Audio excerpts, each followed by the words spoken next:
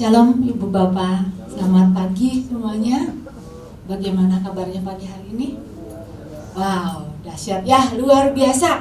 Kita orang-orang yang luar biasa di mata Tuhan. Ibu Bapak, karena apa? Karena kita diciptakan. Kita dibuat segambar dan serupa dengan Dia. Jadi kita orang-orang yang luar biasa. Bukan hanya Tuhan mencipta kita segambar dan serupa, tetapi Ibu Bapak, Dia taruh rohnya, Dia taruh kehidupannya, Dia berikan kepada kita kekuatan, Dia berikan kepada kita kasih, Dia berikan kepada kita ketertiban, sesuai dengan tema kita minggu ini ya Ibu Bapak. Jadi Ibu Bapak, kita dicipta itu bukan seperti orang yang tanpa tujuan, bukan diciptakan ecek-ecek atau abal-abal. Enggak Ibu Bapak, roh Tuhan taruh di dalam kehidupan kita untuk apa Ibu Bapak? Untuk kita menjadi orang-orang yang tidak terhentikan oleh situasi dan keadaan apapun yang mendera di dalam kehidupan kita Ibu Bapak. Nah Ibu Bapak, terkadang kita tahu gitu ya, bahwa penghambat untuk seseorang mengalami kemajuan itu acap kali itu bukan datangnya dari luar diri kita, tetapi acap kali datangnya penghambat itu untuk kita mengalami kemajuan adalah di dalam diri kita sendiri. Penghambat dan tantangan yang menghalangi untuk seseorang mengalami kemajuan itu namanya ketakutan Ibu Bapak. Ada banyak hari-hari ini orang menjadi takut akan masa depannya, takut menghadapi situasi yang baru, takut mengalami kegagalan. Sedangkan takut itu sendiri itu tidak membawa orang itu kemana-mana, tidak membawa seseorang itu bergerak untuk maju. Bahkan ada orang karena takut dia mengalami kelumpuhan rohaninya, gak bisa maju. Dan Tuhan katakan bahwa roh ketakutan itu bukan berasal daripada. Nah Ibu Bapak, ketika Paulus menasehati pada Timotius, dia kan harus menggembalakan jemaat di Efesus pada waktu itu. Dia katakan, Timotius, jangan takut. Sekalipun engkau masih muda, masih sedikit pengalamanmu, sekalipun engkau harus menghadapi para penentang-penentang, ada ajaran-ajaran sesat, Paulus katakan, di dalam rohmu Tuhan sudah berikan kekuatan, kemampuan, kasih dan untuk ketertiban untuk bisa mengelolanya. Jadi pada waktu Paulus mengatakan menasihati demikian, itu artinya Paulus sedang menyadarkan kondisi Timotius pada waktu itu, menyadarkan sesungguh-sungguhnya bahwa di dalam diri Timotius itu ada sesuatu yang luar biasa. Menyadarkan siapa dirinya Timotius dan menyadarkan siapa musuhnya dia. Ketika kita tahu Ibu Bapak bahwa Tuhan memberikan kepada kita rohnya, artinya Ibu Bapak, kita kita boleh menjadi orang-orang yang tidak dapat dihentikan oleh situasi dan keadaan apapun. Untuk tidak menjadi takut, untuk tidak menjadi terhentikan, untuk tidak menjadi tumpul di dalam panggilan kita. Dan Paulus bilang, dengan perkataan ini artinya, Timotius, engkau jangan tumpul di dalam panggilanmu, engkau jangan tumpul di dalam pelayanan yang Tuhan serahkan kepadamu, karena roh Tuhan ada bersama-sama denganmu, memampukan untuk melakukan jauh lebih besar dari apa yang Tuhan, daripada apa yang kau pikirkan. Nah Ibu Bapak, sama halnya untuk saat-saat kita seperti saat hari ini Ibu Bapak, ada banyak ketakutan yang terjadi. Dan lewat pesan Tuhan pagi hari ini kita diingatkan, ayo kobarkan rohmu yang membangkitkan ketertiban. Jadi bangkitkan semangat kita, bangkitkan lagi kegairahan kita, bangkitkan lagi semangat kita untuk menjadi orang-orang yang terus berharap. Karena apa? Karena roh Tuhan ada bersama-sama dengan kita. Dan pagi hari ini saya mau membagikan apa yang dimaksud dengan kobarkan roh yang membangkitkan ketertiban. Nah, pagi hari ini poin yang pertama yang saya mau membagikan adalah melibatkan kuasa Tuhan untuk bekerja. 2 Timotius 1 ayat yang ke-7. Saya rindu sama-sama Ibu Bapak membaca ayat ini bersama-sama ya. 1, 2, 3. Sebab Allah memberikan kepada kita bukan roh ketakutan, melainkan roh yang membangkitkan kekuatan, kasih, dan ketertiban. Nah, Ibu Bapak, katakanlah gitu ya. Kalau pagi hari ini gitu ya, saya dalam keadaan takut. Saya takut untuk menghadapi masa depan saya. Aduh, bisa nggak ya? Dalam keadaan semua yang terbatas, saya bisa menghadapi dengan keterbatasan manusia saya. Dan kemudian ada pesan Tuhan ini. Sebab Allah memberikan kepada kita bukan roh ketakutan, melainkan roh yang membangkitkan kekuatan, kasih, dan ketertiban. Saya baca ayat ini. Menurut Ibu Bapak gitu ya. Apakah tiba-tiba dalam sekejap saya menjadi orang yang berani gitu? Menjadi orang yang gak penakut, menjadi orang yang tiba-tiba tuh kuat gitu, bahkan menjadi orang yang langsung tertib. Mungkin kalau sesuatu terjadi yang spektakuler gitu ya, bisa aja terjadi. Dan apakah ketika saya membaca ayat ini, hanya saya dengan duduk diam, duduk manis, tinggal diam, tidak melakukan apa-apa, saya menjadi orang yang kuat, saya menjadi orang yang tidak tergentarkan. Padahal itu situasi keadaan itu terus menderak pada saya. Nah, Ibu Bapak, kalau Tuhan berkata Allah memberikan kepada kita roh, bukan roh ketakutan, itu bagian daripada Tuhan. Tuhan sudah berikan rohnya. Tuhan sudah melakukan bagiannya, Dia berikan, Dia firmankan, Dia katakan bahwa Tuhan sudah memberikan rohnya, Dia sudah taruhnya, Dia sudah taruh di dalam kehidupan kita. Nah, sekarang bagian kita, bagaimana supaya kita bisa mewujudkan apa yang Tuhan firmankan? Bagian kita bagaimana supaya ketika ketakutan itu datang, saya menjadi orang yang kuat.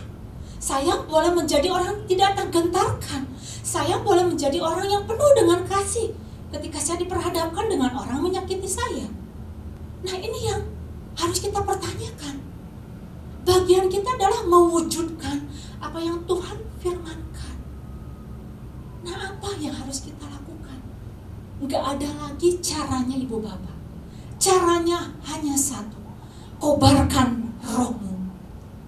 Kobarkan itu bangkitkan. Aktivasikan. Aktivasikan itu artinya berasal dari kata aktif. Aktif itu bukan pasif diam. Aktif itu berarti seseorang dalam posisi itu dia tidak tinggal diam. Aktif itu dia berada di dalam posisi bahwa dia itu sedang melakukan, dia sedang mengupayakan, sedang berusaha, sedang mencari untuk mewujudkan keberadaannya, dan dipastikan bahwa dia itu kuat, dipastikan bahwa dia itu tertib, dipastikan dia itu penuh dengan keberadaan, dengan unsurnya Tuhan. Nah, ini yang menjadi bagian kita, Ibu Bapak. Ketika kita tahu bahwa Tuhan sudah taruhkan rohnya, pastikan di dalam diri kita, kita sedang bekerja, kita sedang mengubarkan, kita sedang aktif melakukannya. Supaya ketika intimidasi, ketika ketakutan itu menyerang kita, kita pasti berada di dalam posisi yang kuat. Kita berada benar-benar di dalam posisi yang prima. Nah, Ibu Bapak, Paulus berkata kepada Timotius pada waktu itu, Timotius, kau kan harus menggembalakan jemaat Efesus. Jangan takut, rohmu, roh Tuhan sudah aku taruh. Aku berikan kepadamu kekuatan, kasih, dan ketertiban. ketika kita renungkan Ibu Bapak, ada kata ketertiban, kekuatan, kasih dan ketertiban muncul gitu ya. Itu pasti ada maksudnya, pasti ada maksud dari kenapa kok Paulus menaruh kata-kata itu. Karena apa Ibu Bapak? Untuk menggembalakan sebuah jemaat itu butuh ketertiban. Enggak mudah Ibu Bapak. Menggembalakan orang-orang banyak, menggembalakan orang yang harus datang kepada Tuhan, itu enggak semudah seseorang itu mengatur sebuah ruangan. Taruh ya, barang ini cocoknya di sebelah sini, barang ini pasnya di sebelah sini. Enggak semudah seperti kayak begitu Ibu Bapak. Untuk membuat sebuah pelayanan menjadi tertib, itu butuh melibatkan Tuhan. Karena itu Paulus berkata, ada ketertiban. Tuhan berikan ketertiban. Nah saya tahu, Ibu Bapak mungkin tahu, jemaat Efesus itu jemaat yang bagaimana Ibu Bapak? Jemaat Efesus di dalam Wahyu dikatakan adalah jemaat yang sudah kehilangan kasih mula-mula. Kira-kira menurut Ibu Bapak gampang apa susah? Apakah Ibu Bapak pernah ketemu sama orang yang sudah kehilangan kasih mula-mulanya? Mudah enggak untuk mengembalikan dia pada posisinya untuk dia menjadi orang yang berkobar-kobar? Datang sih datang, ibadah ke gereja, tapi enggak tahu hatinya udah mulai tawar. Melayani sih melayani, tapi enggak tahu di dalamnya ada kemarahan, di dalamnya udah enggak ada kasih, hanya sebagai formalitas, hanya sebagai rutinitas. Jadi dibutuhkan yang namanya butuh roh Tuhan terlibat di dalamnya untuk semuanya menjadi tertib. Jangankan Ibu Bapak untuk perkara pelayanan yang besar gitu ya Ibu Bapak. Terkadang saya juga masih mendapati gitu ya, orang-orang yang sulit untuk mengatur dirinya sendiri untuk menjadi tertib.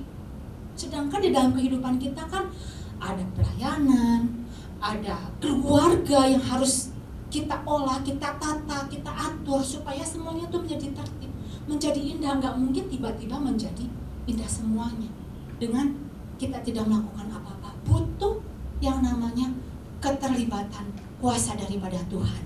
Itu sebabnya Bu Bapak dikatakan bahwa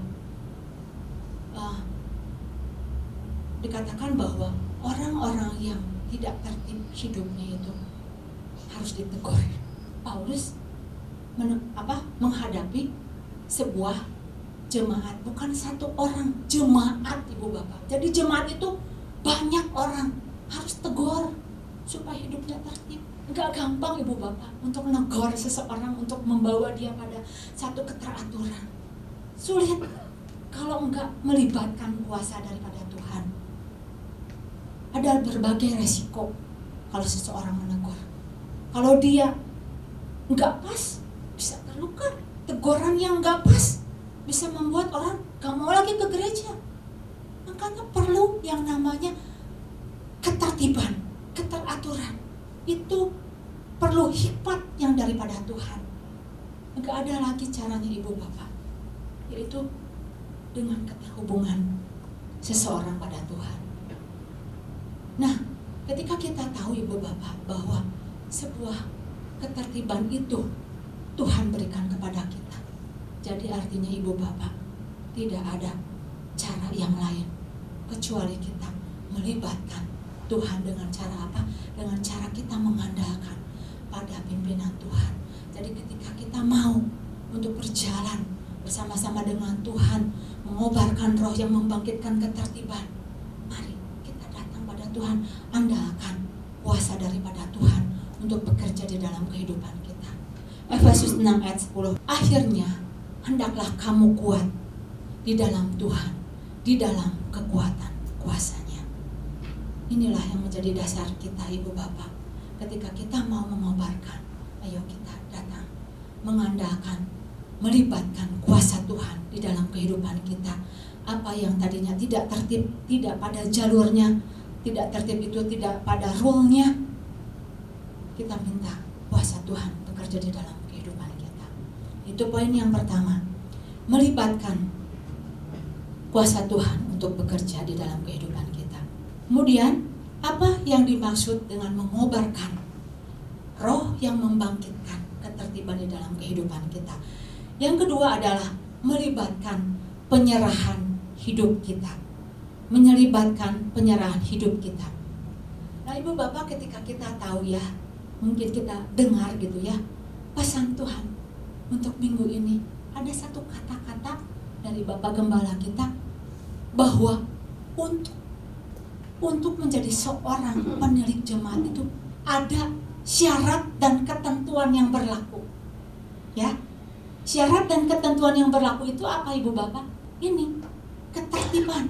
Ada ketertiban di dalamnya. Kita tahu gitu ya, Ibu Bapak, ketika kita merenungkan bahwa sebuah ketertiban itu tidak terjadi dengan begitu langsungnya gitu ya.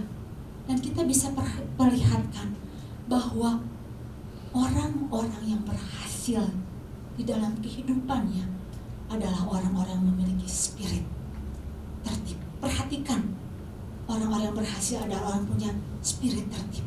Kita lihat, kita bisa kasih contoh, Ibu Bapak. Salomo, orang yang bisa mengatur kehidupannya. Dia atur istananya, kerajaannya, sampai semuanya indah, sampai datang seorang ratu ingin melihat, menyaksikan keindahan dari kerajaannya. Dan Salomo bukan hanya mengatur barang-barang tataannya begitu indah, dia atur para pelayan-pelayannya, bagaimana pelayannya harus duduk, bagaimana pelayannya harus makan, bagaimana pelayan-pelayan itu harus melayani, semuanya diatur. Demikian juga dengan Yesus, dia punya ketertiban, Ibu Bapak. Dari hari penciptaan pertama sampai yang hari yang ke-6, Tuhan ciptakan semuanya itu begitu tertibnya.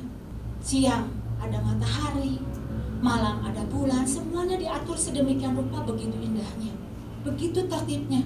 Dan saya nggak terbayang gitu kalau misalkan pribadi Tuhan adalah pribadi yang acak-acakan. Gimana gue semaunya, siang mau jadi malam, malam mau jadi siang, bebas gitu. Bagaimana akan terjadi bumi ini kalau misalkan Tuhan nggak punya ketertiban? Jadi pagi hari ini Bapak, Ibu Bapak semuanya gitu ya, ketika kita tahu bahwa ketertiban itu adalah sebuah hal yang harus kita usahakan. Artinya sama seperti seorang atlet, Ibu Bapak. Ketika tahu bahwa seorang atlet itu akan masuk di dalam gelanggang pertandingan gitu ya, dia akan terlibat di sana di dalamnya. Maka seorang atlet itu tidak bisa membawa dirinya itu seenak-enaknya. Maka dia akan atur cara hidup dia. Dia akan atur pola makan dia. Gak boleh seenaknya, gak mungkin juga, gak bisa terlalu banyak dengan kalori-kalori yang berlebihan. Ada olahraga tertentu kalau berat badannya itu berlebih, gak boleh. Dia harus diet. Seorang atlet, maka dia harus memperhatikan pola makannya, apa yang dia makan. Dia harus memperhatikan jam tidurnya, gak bisa seenaknya, gak bisa begadang. Dia harus latihan. Nah, perhatikan bagaimana kehidupan orang-orang yang berhasil, Ibu Bapak. Mereka hidup gak seenak-enaknya, gak semau-maunya dia, Ibu Bapak. Ada aturan-aturan yang dia tata sedemikian rupa. Ada waktunya dia harus beristirahat, ada waktunya dia harus bekerja, ada waktunya dia harus melayani, ada waktunya dia harus bersama-sama dengan keluarga, dia atur sedemikian rupa. Maka ketika kita tahu, Ibu Bapak, bahwa kita sudah menerima Yesus Kristus sebagai Tuhan dan Juru Selamat di dalam kehidupan kita, Tuhan tidak mau hanya kita percaya pada kebenarannya saja bahwa kita diselamatkan, tetapi yang Dia inginkan adalah sebuah penyerahan di dalam kehidupan kita. Dan Tuhan katakan, barang siapa yang mau mengikut aku, dia harus menyangkal dirinya. Mengikut di dalam bahasa Yunaninya itu adalah akoloteid. Akoloteid artinya adalah sebagai sebuah perintah yang perlu dilakukan yang tidak putus-putusnya, yang dilakukan terus-menerus. Jadi gak bisa yang namanya penyerahan diri itu berhenti, harus terus-menerus, bahkan ditambah-tambahkan, tidak ada kata putus-putusnya. Untuk seseorang menjadi tertib itu Ibu Bapak gak cukup satu kali, harus terus diupayakan, harus terus setiap hari, setiap waktu. Dan kita dapat belajar, Bu Bapak, sebuah penyerahan diri itu seperti sebuah kuas, Bu Bapak tahu, yang dipakai oleh seorang pelukis. Pelukis akan memakai kuasnya kemana, bagaimanapun, apapun yang dia mau. Kuas sudah nggak bisa berdaya apa-apa, nggak punya hak untuk apa-apa. Ketika kita tahu kita mau hidup tertib, penyerahan hidup kita memang betul harus sepenuhnya kepada Tuhan. Koas mau ditaruh di mulut sama si pelukisnya, mau ditaruh di kaki sama si pelukisnya, udah dia berserah aja. Yang penting hasilnya itu adalah bagus. Yang penting adalah sebuah lukisan yang indah. Jadi arti kata berserah itu kepada Tuhan sudah kita nggak bisa memakai dengan cara kita lagi. Dan kita udah nggak bisa berkata, aduh susah ya untuk menyerahkan diri kepada Tuhan. Udah nggak ada alasan lagi. Karena apa? Alasannya adalah Tuhan sudah menaruhkan kepada kita rohnya. Jadi mampu kita untuk bisa menyerahkan hidup kita kepada Tuhan. Dan sampai saat hari ini saya pun masih terus belajar untuk menambah-nambahkan. Apalagi Tuhan, apakah ego saya yang harus saya serahkan? Kita nggak bisa berkata lagi, Tuhan nggak mampu, aku nggak bisa, Tuhan ini terlalu berat. Tuhan katakan, Tuhan sudah berikan rohnya. Apakah pagi hari ini yang kita bisa berikan kepada Tuhan? Diri kita kah? Ego kita kah? Atau kehendak bebas kita kah yang kita bisa serahkan? Supaya segala sesuatunya itu menjadi tertib, menjadi indah.